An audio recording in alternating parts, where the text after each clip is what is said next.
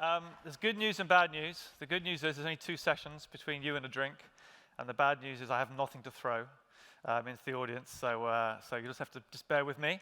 My name's Peter Cummings. I look after Stripe's partner ecosystem across the European region. I'm here today to talk to you about unlocking B2B marketplaces and to give you a flavor of the work we're doing with Spryker as we build out the partnership together. So, many of you will have heard of Stripe. It's a pretty well-known brand these days. So just a few facts to sort of bring it to life a little bit. Probably most of you will have transacted with a company that is running on Stripe in the last 12 months. Around 12% of the world's population did, and that's obviously a lot higher in our more mature markets. There's around 4,600 companies go live every day on Stripe. So it's a pretty phenomenal growth story. And we're running at around 800 billion of processed payments at the moment. It'll be up to around 1 trillion during the course of this year. So it's a very, very significant company. We're running at about 5 nines reliability. And that's why most of the brands you're seeing here, many of the largest companies in the world, many local companies in this market as well, are moving to Stripe, because that 5 nines reliability is very, very important for them. Any lost transaction is obviously lost revenue, lost margin. And to put it in some perspective, on Black Friday, Cyber Monday, we actually ran at 6 nines reliability, and that means we were down for a whole 600 milliseconds during the course of that weekend. A blink is about 300 milliseconds. So 2 blinks of unavailable during the whole of that, the highest ever peak time on the internet. So across that, obviously all these different payment methods, all the different countries that we support, we're bringing around about 250 million API requests every day. So it's a lot of data flowing into our systems. And that means we see a lot about what's happening in the economy, and we see a lot of these trends. So let's just go into some of those very quickly. So we covered a lot of these already during the course of the day, but just to sort of unpack them a little bit. So Fed in the US, interest rates have been rising by 300 basis points in the past year. I come from UK. We've just had 14 consecutive interest rate rises. It's pretty scary for any homeowner. And even today, if you followed the news, the European Bank have raised the interest rates to the highest level since the euro was released in 1999. So it's clearly a very high interest rate market that we're in. Equally, there's a lot of supply chain disruption. And in this market in Germany, 87% of German manufacturers have reported that they've had to change their supply chain strategy because of the disruption. It's around 75% around the world. But meanwhile, us as users and customers, we're getting more and more used to buying things online, buying things through mobile, and it's all about the experience. So there's the supply chain disruption mixed with the fact that everyone wants to start to consume and transact online. So all of these factors are all in play. And what we're seeing as a really interesting trend is that B2B marketplaces are growing at a 7.3x compared to traditional B2B commerce. And B2B commerce is still growing at a pretty healthy rate as well. So B2B marketplaces really, really taking off.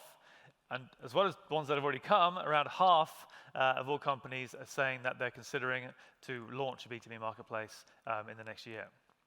So it's a real big theme and a real big trend that we're seeing in the market. But it's not without its challenges. But we'll go into those in just 1 second. Why are people really interested in building a marketplace? And the way I think of it is you're bringing all of your ecosystem into one place, all of your suppliers, all of your distributors, as well as all your customers. And the adage is, if you control the interface, then you control the customer. If you control the customer, then you control the data and you understand all the trends. If you control the data, you can start to predict the future and start to deliver the experiences that people want both now and into the future. And then you can start to control your costs better and grow that bottom line revenue. So controlling the interface is probably the main reason why marketplaces are really taking off at the rate that they are. So what are the challenges around this, and what are we seeing in the marketplace? I think really there's 2 things that are worth unpacking, and it's quite late in the day, so I'm going to keep this pretty high level. The first is legacy systems are slowing down innovation. The conversation, second session today, the guy from DVE, Serco, talked about using legacy tech to do modern enterprise development. using a BlackBerry to do what an iPhone should be doing. And I think that's probably the best analogy that we should draw here. The legacy systems, they can get the job done, but it's a lot of third-party integrations, it's a lot of wiring, a lot of tape and a lot of glue, just to provide a basic level of functionality, a basic experience, and then it's a huge drain on your internal capacity and your internal resources. It's costly to maintain, and it's not future-proofed.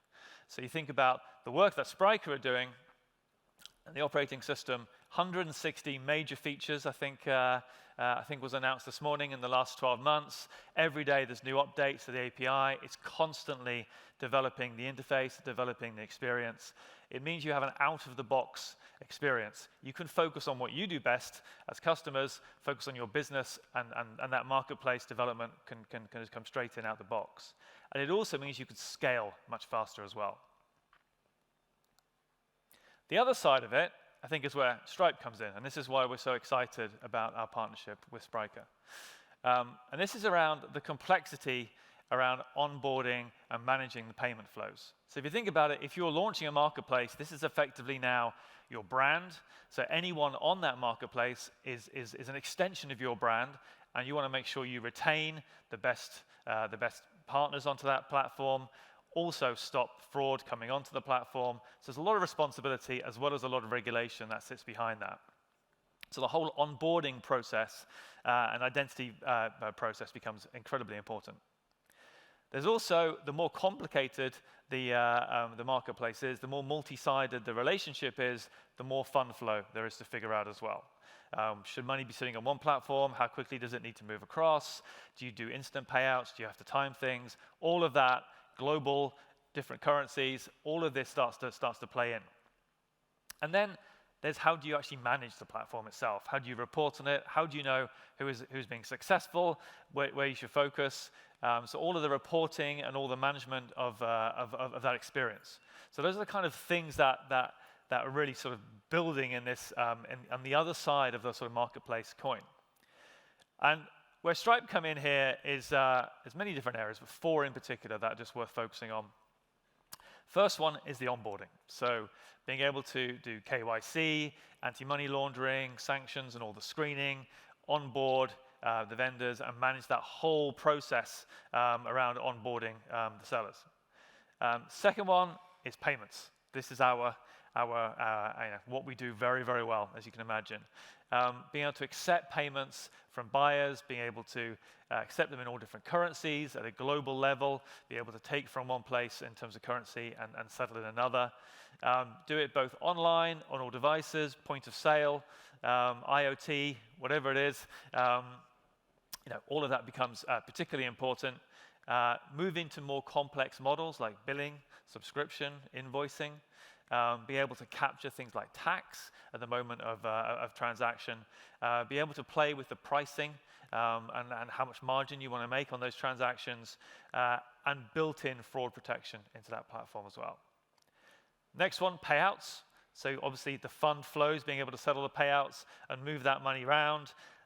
There's a lot of kind of platform fees that might be involved. You might have to pay certain vendors very quickly. Others might be different. It depends on the countries. But being able to manage all of those in a way with very easy rules becomes very important. And then finally, being able to manage the platform itself. So all the reporting, all the managing of the payouts, and understanding the business trends, and being able to apply those rules back to the business. So that's kind of the areas that Stripe is particularly focusing on within this B2B marketplace environment. Very easy to get started. Out of the box, it's very, very quick to get started, or you can go into more kind of white label, full custom solutions. Here's an example from Refurbed, which you'll obviously know from the local market.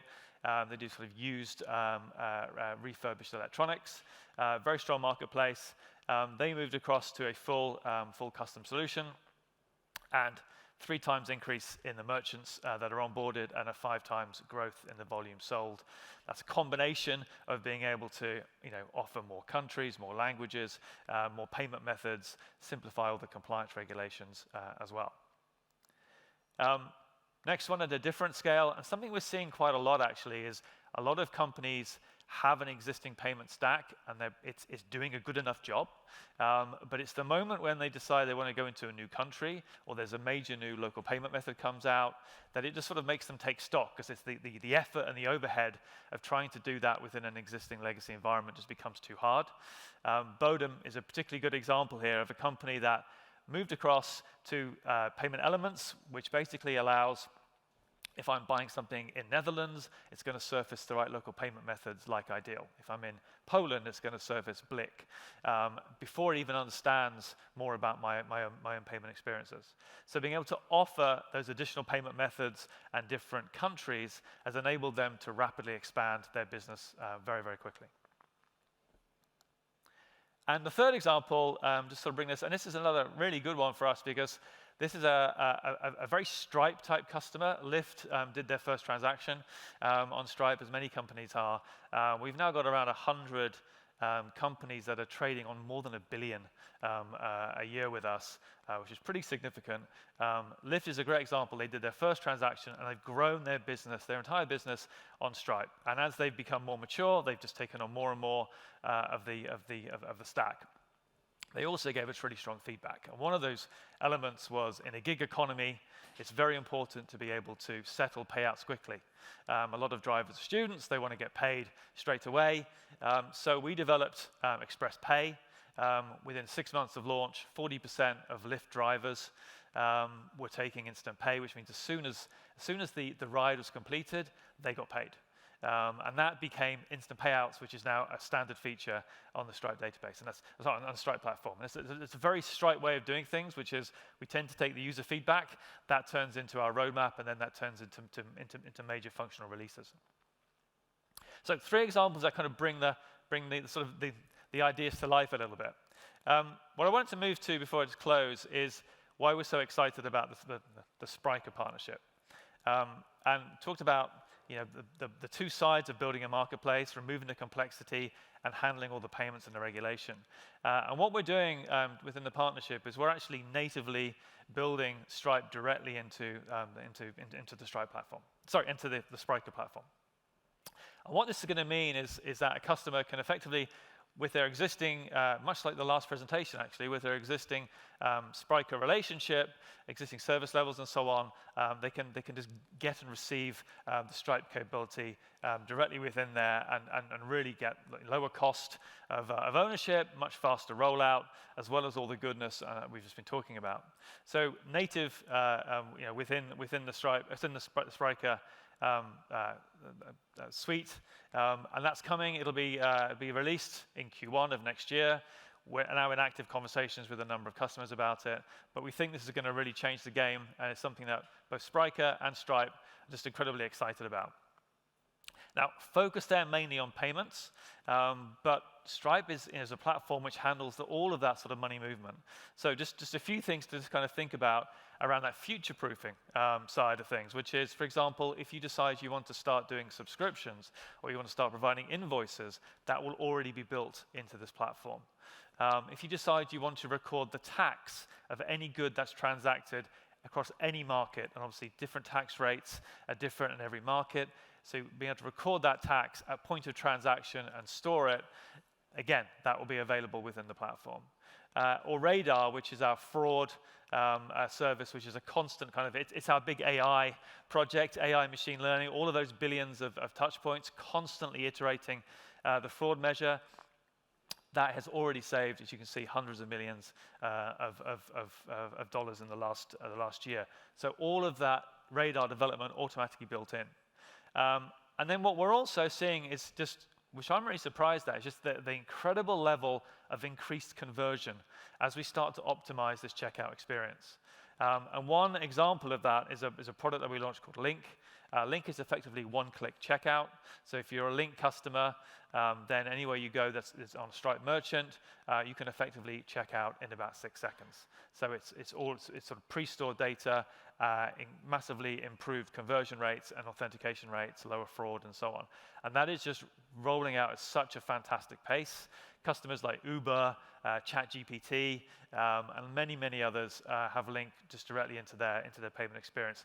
And a 7% higher conversion rate from just putting on one button is pretty incredible. I don't think I've seen anything like that in the market in all the years I've been doing this.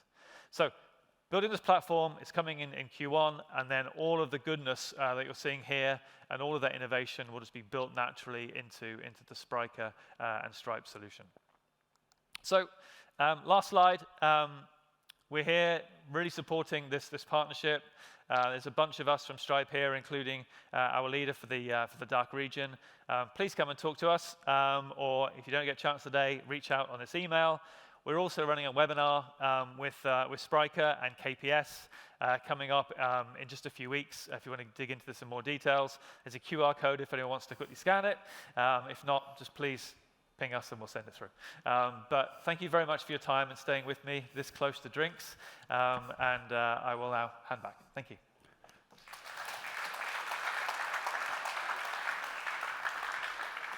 Thank you, Peter.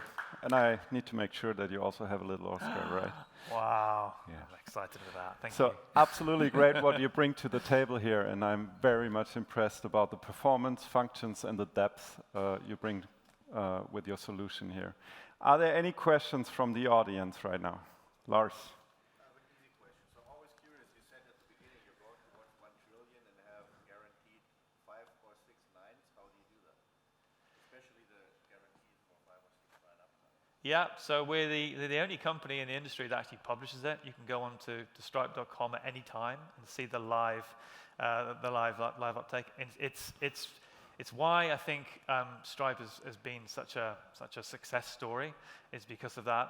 We build all of our infrastructure on AWS, and we have a very, very, very deep relationship with AWS around that, and it's just core to our principles.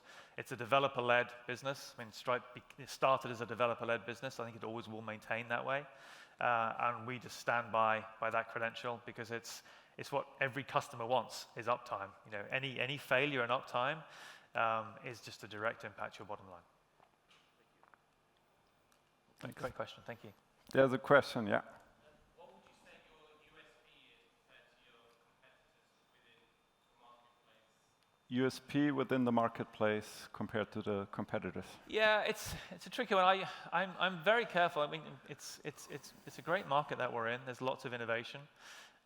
There's no one way to do anything. I think I would urge every customer to look at the different people in the marketplace. I think Stripe stands out because of this 5 nines reliability and because of just the sheer scale of payment methods that we can offer and that experience.